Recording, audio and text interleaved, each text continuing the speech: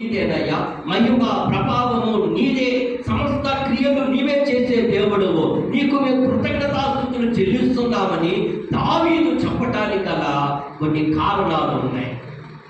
దావీదు గురించి దేవుడు ఉద్దేశించినవి దావీదు కూడా ఎరిగిన వాడిగా ఉన్నాడు. ఈ 2026 సంవత్సరంలో నీ గురించి దేవుడు నీ గురించి ఏ ఉద్దేశిస్తున్నాడు అనేది ఎంత ప్రాముఖ్యమో, మరి అద్వితీయ దేవుడవైన నీవు పంపిన యేసు క్రీస్తుని ఎరుగుటయే నిత్య జీవము. దేవుడికి స్తోత్రం చెప్తారా? ఈ సంవత్సరము నీ మన జీవితంలో విశ్వాసిగా, దేవుని బిడ్డగా మందిరానికి వస్తూ దేవుని పాద సన్నిధిలో కూర్చుండిన నా ప్రియ సహోదరి సహోదరుడా, అద్వితీయ దేవుని గురించిన ఆ అనుభవంలోకి రావడానికి ఇష్టపడుతున్నావా?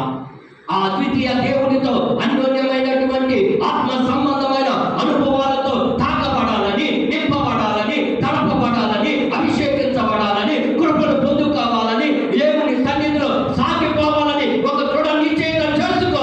పరిశుద్ధాత్మ సహాయము ద్వారా నీ ప్రభు నిన్ను ఉన్నతమైనటువంటి ఆధ్యాత్మికమైన అనుభవాలలో ఉన్నత శిఖరాల మీదకి ఎక్కించుటకు యేసు దేవుడు సమర్థుడు. నమ్మేవారు